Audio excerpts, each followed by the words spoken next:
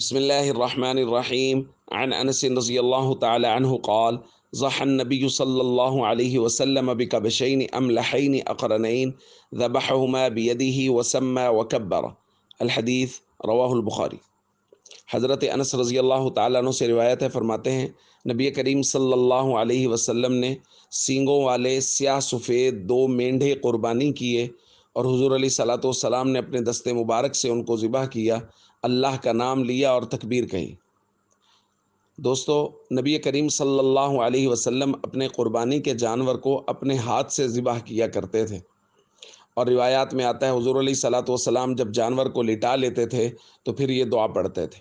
انی وجہت وجہی للذی فطر السماوات والارض حنیفا وما انا من المشرکین ان صلاتی ونسکی ومحیای ومماتی للہ رب العالمین لا شریک لہ وبذلک امرت وانا اول المسلمین۔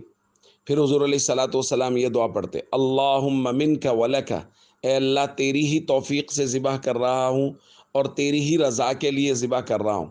ثم سمی اللہ وکبر وذبح، پھر حضور علیہ صلاۃ والسلام تسمیہ پڑھتے، بسم اللہ، پھر تکبیر کہتے، اللہ اکبر، اور پھر ذبح کرتے۔ تو دوستو، یہ دعائیں ہیں، ان دعاؤں کو پڑھنے کے بعد جانور کو ذبح کرنا چاہیے، اور حضور علیہ صلاۃ والسلام یہ دعائیں پڑھنے کے بعد جانور کو ذبح کرتے ہوئے تسمیہ اور تکبیر یعنی بسم اللہ اللہ اکبر ایک مرتبہ کہہ لیں یا بار بار کہہ لیں، اس میں کوئی حرج نہیں ہے۔ تو جانور کو اپنے ہاتھ سے ذبح کریں، اپنے قربانی کے جانور کو، لیکن اس شرط کے ساتھ کہ آپ کو ذبح کرنا آتا ہے۔ خدا نخواستہ ایسا نہ ہو کہ آپ ذبح کرنا شروع کریں اور آپ کو پوری طرح سے ذبح نہ کرنا آتا ہو، جانور درمیان میں ہی اٹھ جائے، پھر آپ کے لیے اور سب کے لیے مسائل ہوں۔ تو پہلے ذبح کرنا سیکھیں اور اپنے قربانی کے جانور کو اپنے ہاتھ سے ذبح کرنے کی کوشش کریں جب آپ پوری طرح سے سیکھ جائیں، تاکہ اس سنت پر بھی عمل ہو جائے۔ السلام علیکم ورحمۃ اللہ وبرکاتہ۔